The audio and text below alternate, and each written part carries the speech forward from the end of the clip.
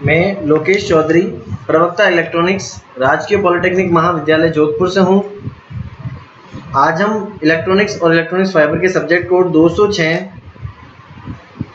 Wave propagation and communication engineering की second unit EM wave propagation के first topic 2.1 ground wave propagation and effect of curvature of earth को discuss करेंगे। सबसे पहले हम ये जानते हैं कि ईएम वेव यानी इलेक्ट्रोमैग्नेटिक वेव्स जो है वो कितने तरह से संचरित हो सकती है, प्रोपेगेट हो सकती है, और ये जो टाइप्स हैं वो किन पे निर्भर करती है। ईएम वेव प्रोपेगेशन या विद्युत चुंबकीय तरंगों का जो संचरण है वह आवृत्ति के आधार पर 3 भागों में बांटा जा सकता है। इसमें सबसे पहली टाइप, फर्स्ट टाइप जो है, पहला प्रकार जो है वह है ग्राउंड वेव या सरफेस वेव प्रोपेगेशन।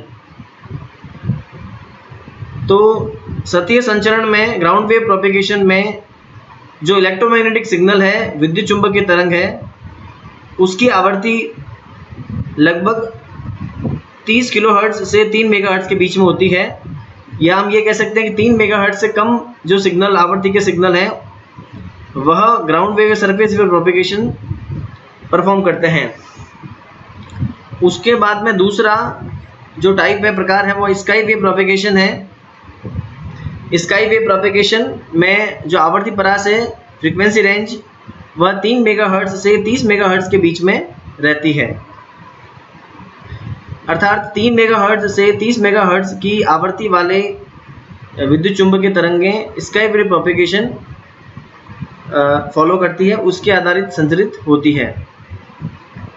तीसरा जो है वह, अगर सिग्नल हमारा 30 मेगाहर्ट्ज़ से अधिक आवृत्ति का है, विद्युत चुंबकीय तरंग की आवृत्ति 30 मेगाहर्ट्ज़ से अधिक है, तो वह space wave propagation, space wave संचरण परफॉर्म करता है। आज हम देखेंगे सबसे पहले ग्राउंड वेव प्रोपेगेशन या सरफेस वेव प्रोपेगेशन किस प्रकार से होता है।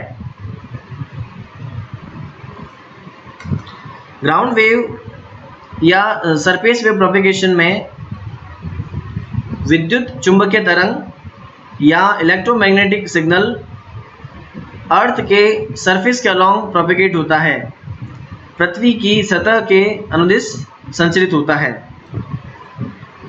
जब यह इलेक्ट्रोमैग्नेटिक सिग्नल पृथ्वी की सतह के अनुदिश संचरित होता है तो इसमें जो विद्युत चुंबकीय तरंग के जो इलेक्ट्रिक फील्ड का जो कंपोनेंट है उसके शॉर्ट सर्किट होने की संभावना रहती है।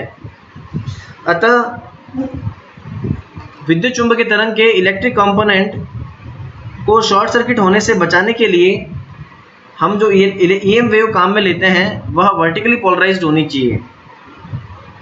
वर्टिकली पोलराइज्ड विद्युत चुंबकीय तरंग का अर्थ है कि जो इलेक्ट्रोमैग्नेटिक वेव हम प्रयोग में ले रहे हैं उसका जो इलेक्ट्रिक फील्ड है, विद्युत क्षेत्र है, वह हॉरिजॉन्टल या क्षैतिज के रेस्पेक्ट में, उसके सापेक्ष, क्षैतिज के सापेक्ष या हॉरिजॉन्टल के रेस्पेक्ट में ऊर्ध्वाधर हो या वर्टिकल हो।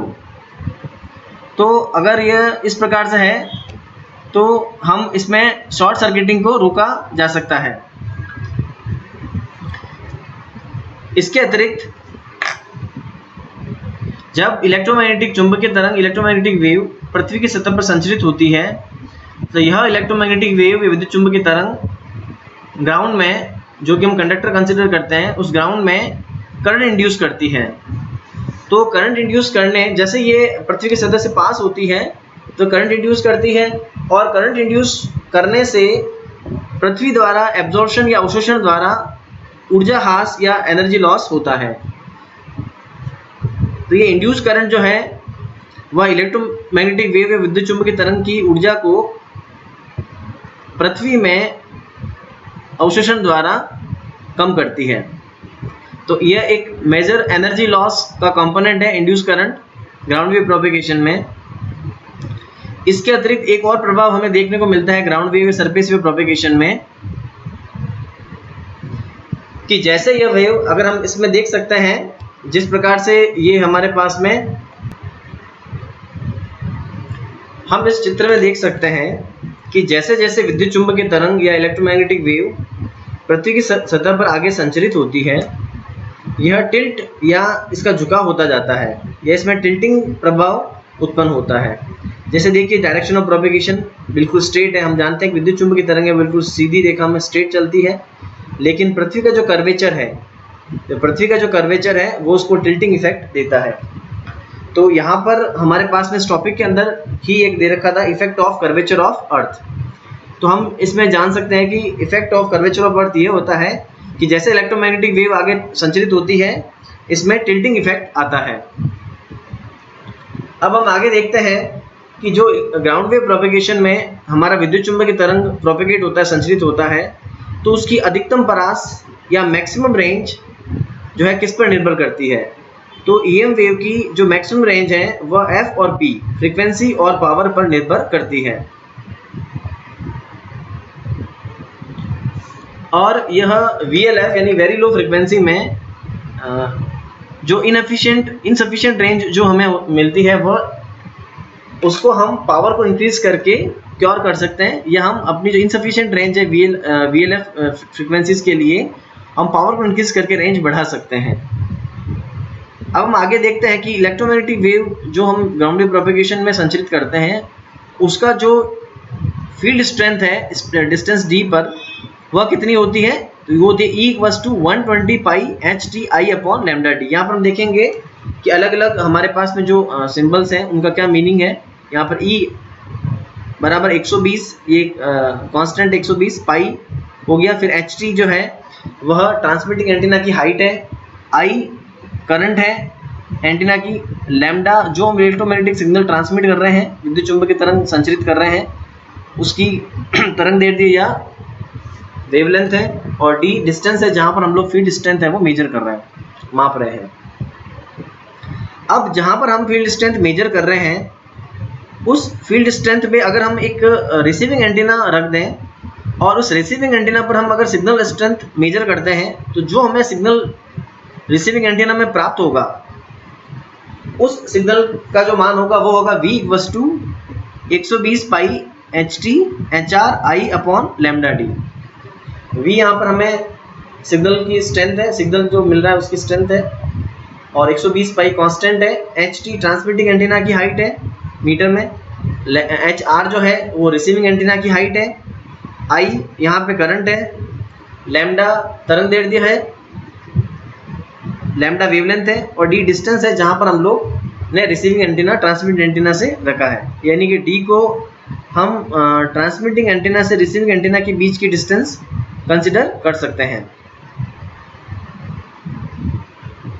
यहाँ पर हमने सारे मीनिंग्स बताए हैं। 120 पाई जो है वो कैरेक्टरिस्टिक इम्पीडेंस है फ्री स्पेस की, HT effective height of transmitting antenna, HR effective height of receiving antenna, I antenna current है, d distance from transmitting antenna है, लैम्डा वेवलेंथ है।